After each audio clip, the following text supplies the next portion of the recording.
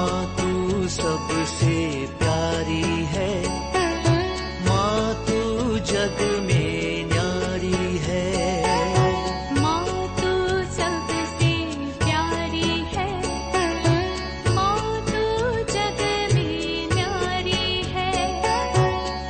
अपने आंचल में रखना, अपने आंचल में रखना। हमें वरदानों से भरना। माँ तू सबसे प्यारी है, माँ तू जग में न्यारी है। माँ तू सबसे प्यारी है, माँ तू जग में न्यारी है। Mr. Rajan Samuel, a great missionary in Hindi heartland, first class with distinction.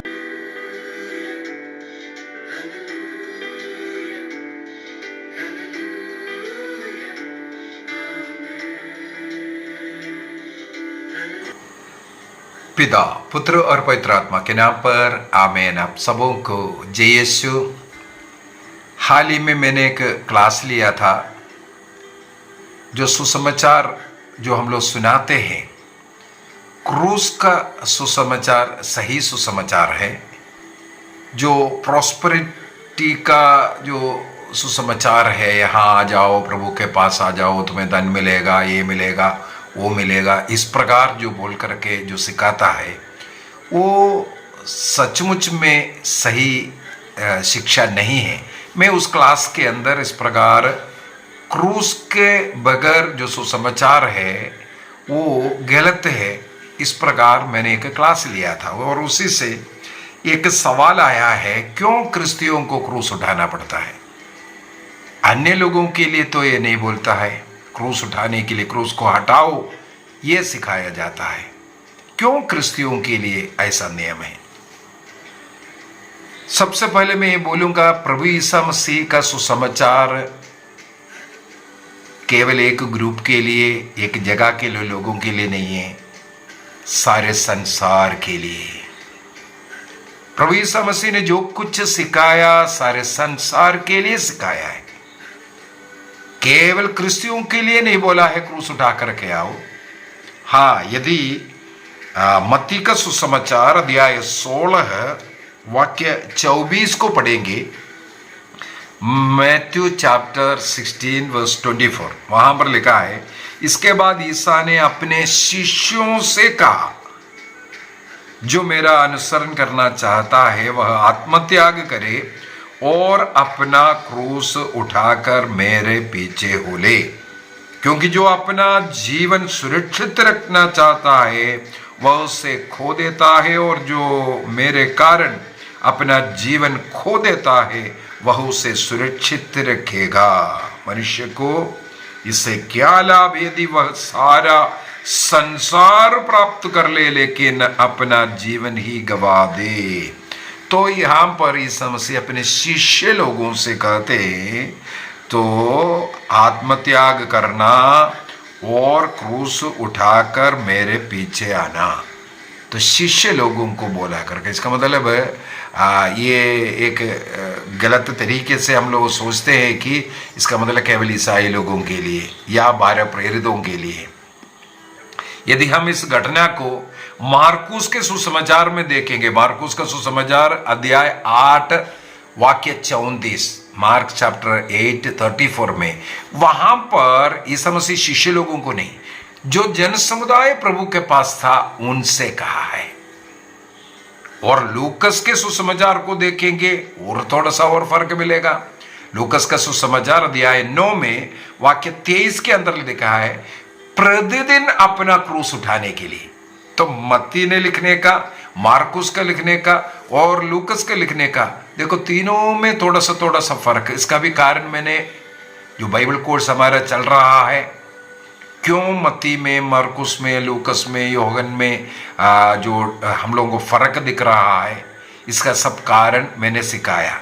एक शब्द में मैं उसका उत्तर दे देता हूं। अभी यहाँ मत्ती का सुसमाचार का जो सुनने वाला, जिसके लिए, जिस ऑडियंस के लिए मत्ती ने लिखा, मार्कुस ने जिसके लिए लिखा और लूकस ने जिसके लिए लिखा, उसके अनुसार उस संदर्भ को, उस बात को उन्होंने बदल करके लिखा है। उसके अनुसार, उस ऑडियंस के लिए जिनके लिए लिखा, उसके अनुसार उन लोगों ने उसका रचना किया। इस कारण हम लोगों को इस प्रकार 3 प्रकार से उसी बात को मिलता है।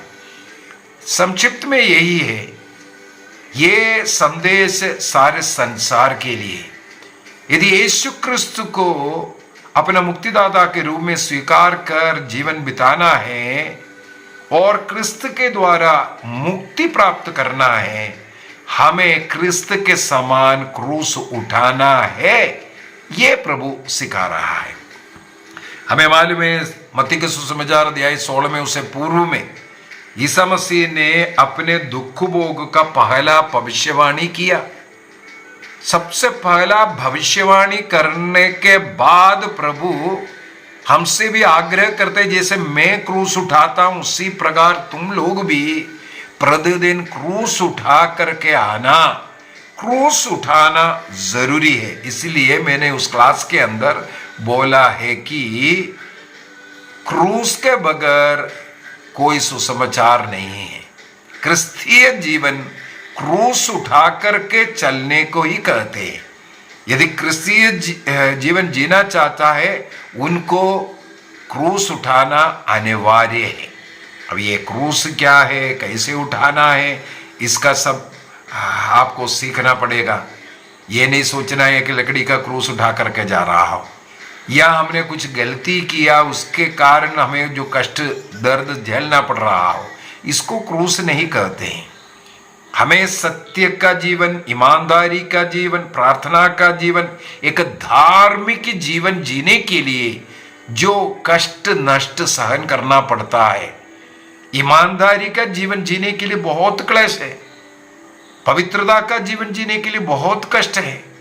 इस प्रकार एक धार्मिक जीवन जीते हुए क्रिस्त के समान जीवन जीने के लिए क्रिस्त ने जो क्रूस उठाया, उसी प्रकार क्रिस्त ने अपने लिए नहीं बल्कि दूसरों के पापों को अपने ऊपर उठाया, क्रूस उठाया। इसी प्रकार दूसरों की सेवा, दूसरों को क्षमा सहन करना, इस प्रकार का एक क्रूस हमें उठाना पड़ता है। वो क्रूस उठा करके क्रिस्त के पीछे होने का प्रभु कहते हैं। यदि इसका आध्यात्मिक अर्थ की ओर जाएं, यहां पर प्रभु कहते हैं आत्मत्याग करना है। क्रूस उठाने के लिए आत्मत्याग की जरूरत है। आत्मत्याग, यदि उसका आध्यात्मिक अर्थ में जाएंगे, हमारे अंदर कई ऐसे दुर्गुण है, स्वभाव है, उसको त्यागने की जरूरत है। हो सकते हैं अहंकार, घमंड, कई बातों पर हम लोग ढींग मारता होगा या झगड़ता होगा, बार बार गुस्सा करता हो, जो भी ऐसा हमें आध्यात्मिकता में गिराते हैं, उन चीजों को हमें त्यागने की जरूरत है। जैसे संत पौलुस फिलिपियों का पत्र दिया है 3:7 से कहते हैं, जो मैं पहले श्रेष्ठ मानता था, ईसा मसीह के लिए उन सभी चीजों को आज मैं कूड़ा समझता हूं, नष्ट समझता हूं। क्रिस्त को पाने के लिए, क्रिस्त के मार्ग पर चलने के लिए, क्रिस्त के साथ एक होने के लिए, उन तमाम चीजों को जिसको मैं पहले बहुत महत्व देता था, आज उसको मैं कूड़ा समझता हूं। इसी को ही कहते हैं आत्मत्याग करने की जरूरत है। हमारा अहंकार को, ईगो को, सेल्फिशनेस जो स्वभाव है, इस सबको हमें त्यागना पड़ता है। तब हमें क्रूस उठाना ही पड़ता है। उसको त्यागने के लिए भी एक क्रूस उठाना पड़ता है। और दूसरी बात है, यदि गलातियों का पत्र दिया है 2:20 को पढ़ेंगे, गलातियों को लिखते हुए संत पौलुस कहते हैं, यदि आज मैं अभी जीवित रह रहा हूं तो मैं नहीं बल्कि क्रिस्त मुझ में जीवित है। क्या कारण है? मेरा वो पुराना स्वभाव, वो पुराना मनुष्य को, उस व्यक्ति को उन बुराइयों के साथ मैंने उतार करके फेंक दिया और मैं क्रिस्त को धारण किया। अब क्रिस्त मुझ में निवास करता है। इस अवस्था में आने के लिए हम लोगों को क्या करने की जरूरत है? आत्मत्याग करने की जरूरत है। इसके बाद जैसे संत पौलुस कहते हैं, अब मैं जीवित नहीं है, क्रिस्त मुझ में जीवित है, प्रभु मुझ में जीवित है। इसका मतलब मेरा आइडेंटिटी अब क्रिस्त के साथ जुड़ करके, क्रिस्त में मैं हूं, मैं एक ईसाई हूं, क्रिस्ती हूं, इसलिए मुझे एक आइडेंटिटी मिल गया। इस प्रकार क्रिस्त के साथ अपने को तुलना करते हुए क्रिस्त को पाने के लिए जो भी कष्ट पीड़ा सहन करना पड़ता है वो उठाने के लिए, फिलिपियों को पत्र दिया है 3 में आगे हम लोग ये देखते हैं, क्रिस्त को पाने के लिए वो अपने आप को क्रूस पर चढ़ाता हुआ, चाहे कितना भी दुख कष्ट उठाना पड़े उसको कोई प्रॉब्लम नहीं है, क्योंकि मुझे क्रिस्त मिल रहा है। फिर फिलिपियों का पत्र अध्याय 3 वाक्य 10 को थोड़ा पढ़ लेता हूं।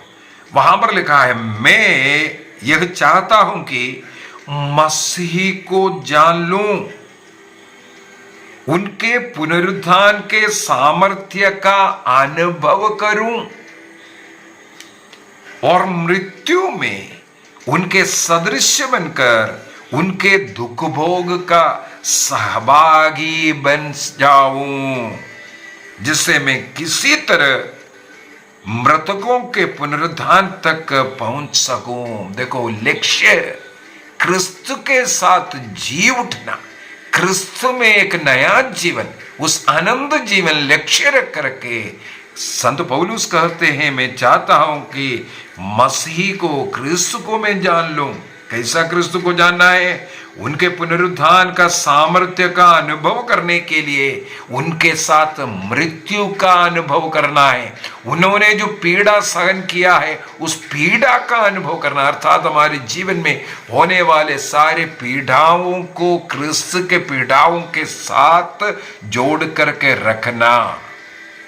जैसे क्रिस्त, फिलिपियों का पत्र दिया है 2 में वाक्य 6 से अगर हम पढ़ करके जाएं, ईसा मसीह अपने मृत्यु तक आज्ञाकारी पुत्र के समान बनकर के रहा, इसलिए पिता ने उसे महान नाम दिया। सब घुटना क्रिस्त के सामने इसलिए टेकते हैं क्योंकि क्रिस्त ने अपने को शून्य बनाया।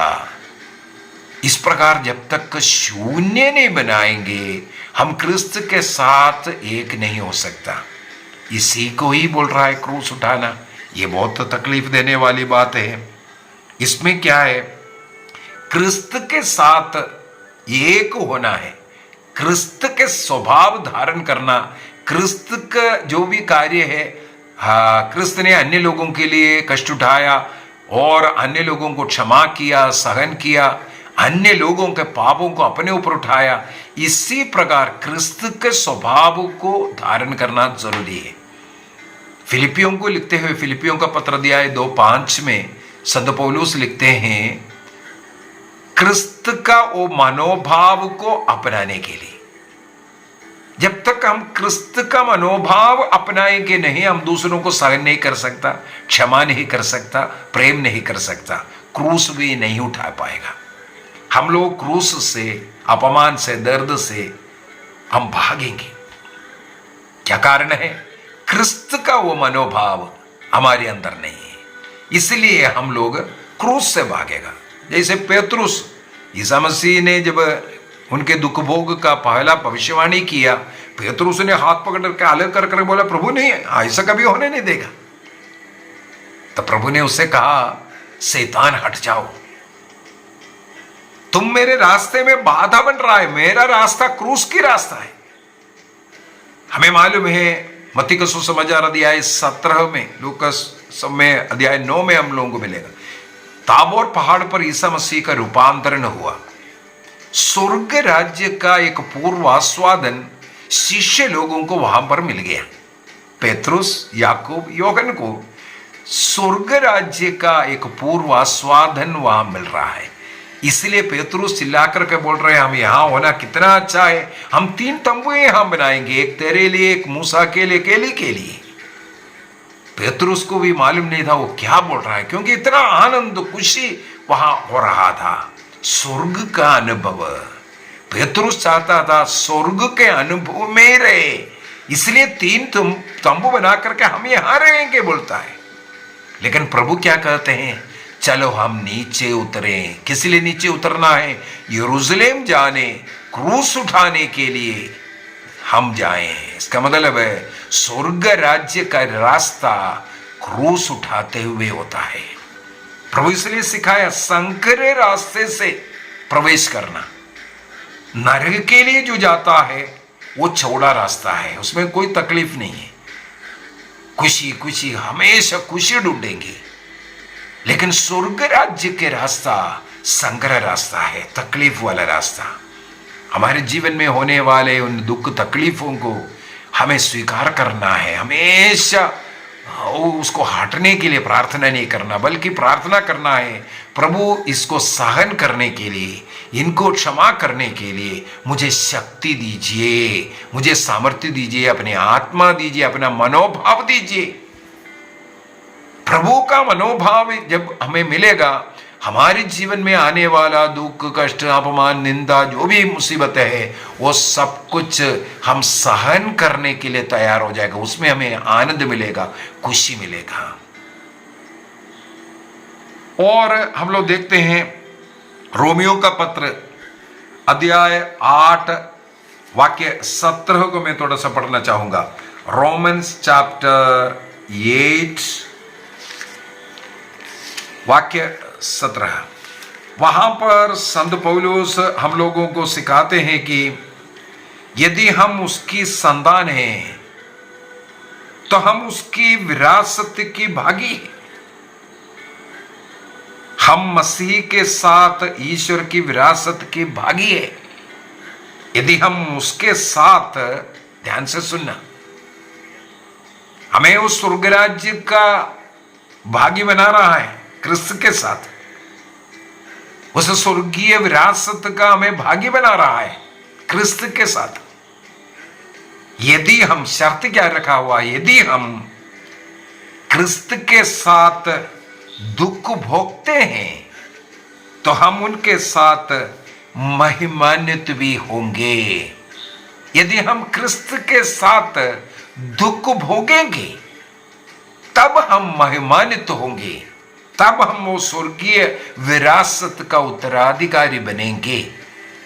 तो संत पौलुस साफ साफ हमें सिखाते हैं, हमारे जीवन में हमें कष्ट उठाने का अवसर मिलेगा, उसको खुशी के साथ उठाना है, उसको दूर होने के लिए नहीं बल्कि उसको उठाने की शक्ति के लिए हमें प्रार्थना करने की जरूरत है। एक कहावत है, no crown without cross, no crown without cross.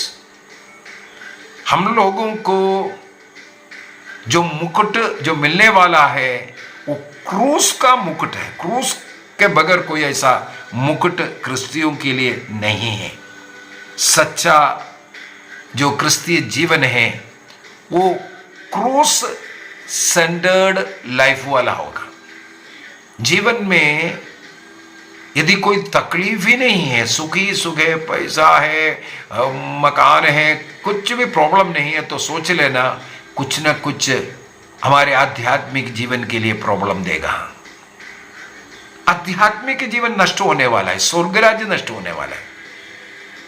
प्रभु यीशु मसीह ने एक बहुत ही सुंदर कहानी एक लाजरस का, एक धनी मनुष्य का बोल करके दिया।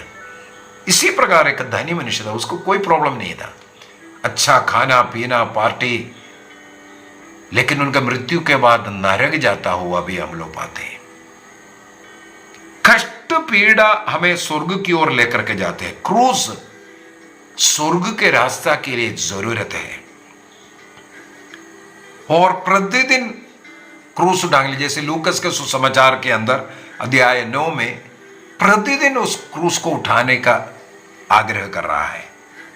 इसका मतलब हमारे जीवन में जितने भी प्रतिदिन के जो जीवनचर्या में हो सकता है, प्रतिदिन के लाइफ में कुछ कष्ट पीड़ा है, कुछ छोटा मोटा बीमारी हो, या अन्य लोगों की सेवा करने में या एक सच्चा क्रिस्तीय बनकर रहने के लिए जो कष्ट उठाना पड़ता है, अवमान सहन करना पड़ता है, ये उठाना जरूरी है। क्रिस्त के साथ सहन करने के लिए तैयार होना है। क्रिस्त के लिए क्रूस उठाने के लिए भी हमें तैयार होने की जरूरत है। पाप में मरने की अपेक्षा पीड़ाएं सह करके, वो एक प्रकार का शुद्धिकरण का ये है। कुरिन्थियों का दूसरा पत्र को मैं उठाना चाहूंगा। कुरिन्थियों का दूसरा पत्र, वहां पर एक सुंदर वचन मिलता है अध्याय 4 में। कुरिन्थियों का दूसरा पत्र, उसके अध्याय 4 के अंदर, 4 कुरिन्थियों का दूसरा पत्र, 2 Corinthians chapter 4 verse 16 and 17, बहुत ही सुंदर वचन है। यही कारण है कि हम हिम्मत नहीं हारते। हमारे शरीर की शक्ति भले ही क्षीण होती जा रही हो, किंतु हमारे आभ्यंतर में दिन प्रतिदिन नए जीवन का संचार होता रहता है, क्योंकि हमारा क्षण भर की हल्की सी मुसीबत हमें हमेशा के लिए अपार महिमा दिलाती है। इसलिए हमारी आंखें दृश्य पर नहीं बल्कि अदृश्य चीजों पर टिकी हुई है। एक बार और पढ़ लेता हूं। इसलिए हमारे आंखें दृश्य चीजों पर नहीं, दृश्य वस्तुओं पर नहीं, बल्कि एक अदृश्य वस्तु है जो हमें मिलने वाला है, उस पर टिकी हुई है। उसके लिए इन दृश्य चीजों को, इस दुनियाई जो खुशी, जो महत्व जिसको हम दे रहा है, उसको हम तुच्छ मानते हैं, क्योंकि हम जो चीजें देखते हैं वे अल्पकालिक है। अनदेखी जो चीज है, जो स्वर्ग राज्य, जो अनंत जीवन मिलना, वो अनंत काल तक बनी रहती है। इसलिए हमारी आंखें इस संसार की 4 पैसों पर, धन दौलत पर, खुशी पर नहीं, बल्कि जो अनदेखी जो चीज है, जिसके हम आशा करते हुए एक क्रिस्त का फॉलोवर बनकर के जी रहा है, उनको क्या करना पड़ेगा? छोटी सी मुसीबत उठाना पड़ेगा।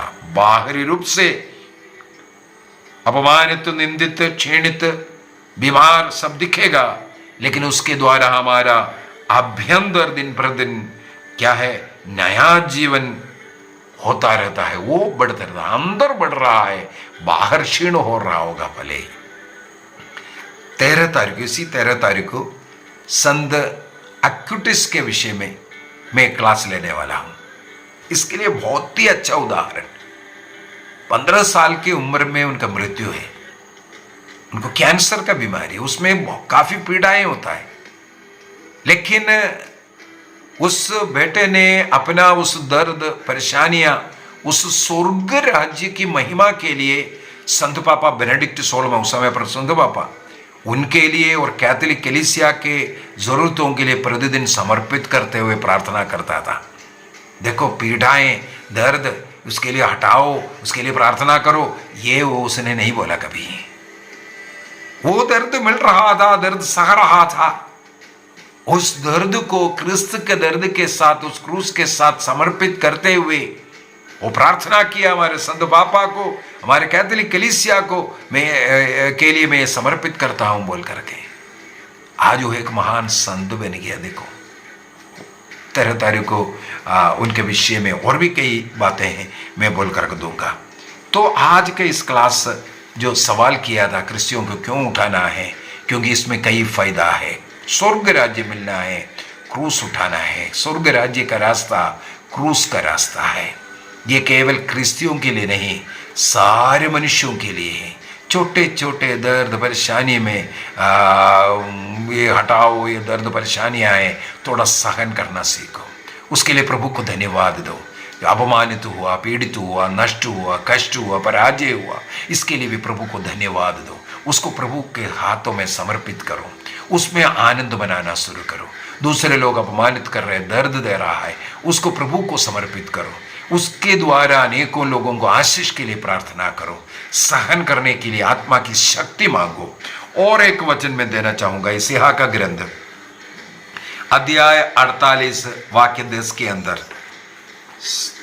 नबी यशायाह के द्वारा प्रभु कहते हैं 48:10, देखो मैंने तुमको शुद्ध किया, देखो मैंने तुमको शुद्ध किया, किंतु चांदी की तरह आग में नहीं, बल्कि मैंने विपत्ति की भट्टी में तुम्हारा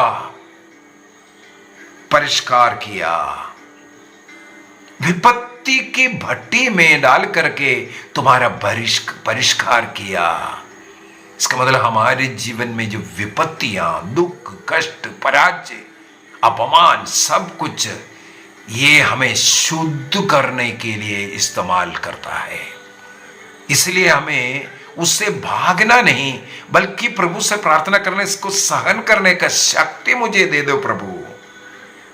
और मैं एक वचन उठाना चाहूंगा, प्रवक्ता ग्रंथ का अध्याय 2, प्रवक्ता ग्रंथ अध्याय 2 का वाक्य 1 से पढ़ेंगे तो बहुत ही सुंदर है। थोड़ा सा मैं 1 से पढ़ता हूं। पुत्र, यदि तुम प्रभु की सेवा करना चाहते हो तो विपत्ति का सामना करने को तैयार हो जाओ। यदि क्रिस्त का फॉलोवर बन करके, ईसाई बन करके रहना, जीना चाहते हैं तो तुम विपत्ति का सामना करने के लिए तैयार हो जाओ, क्योंकि तुम्हें बहुत सहन करना पड़ेगा। तुम्हारा हृदय निष्कपट हो, तुम दृढ़ संकल्प बने रहो, इसको मैं सहन करूंगा। इस सहन के बाद मुझे कुछ महिमा, कृपा मिलने वाला है। इस विश्वास के साथ उसको धैर्य के साथ सहन करना है।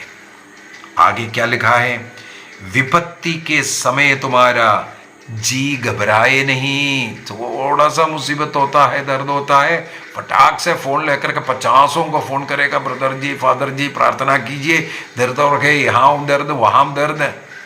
ये गलत है। ये क्रिस्तीय जीवन नहीं है, विश्वासी जीवन नहीं है।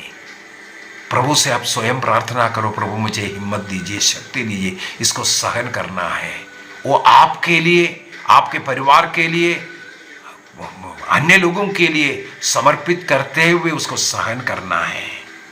और आगे क्या लिखा है, जब इस प्रकार का विपत्ति, दर्द, परेशानी, बीमारी होता है तो प्रभु से दूर नहीं, बल्कि ईश्वर से लिपटे रहो, उससे मत त्यागो, जिससे अंत में तुम्हारा कल्याण होगा।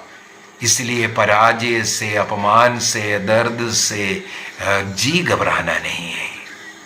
यह सब जब तक हम इस शरीर में जीवित है, हमारे लिए जरूरत है, यह समझना है। वाक्य 4 में लिखा है, जो कुछ तुम पर बीतेगा उसे स्वीकार करो, तथा दुख और विपत्ति के समय में धीर बने रहना, क्योंकि अग्नि में जैसे स्वर्ण की परख होती है, दीनहीनता की दरिया में ईश्वर के कृपा पात्रों की परख होती है। अब्राहम की परीक्षा, दर्द हो सकता है, सोच रहा है इसमें परीक्षा में हमें फेल नहीं होना है। उस दर्द को, उस अपमान को दूर हटाओ बोलने से प्रभु इसे सहन करने का शक्ति मुझे दीजिए, आत्मिक शक्ति दीजिए।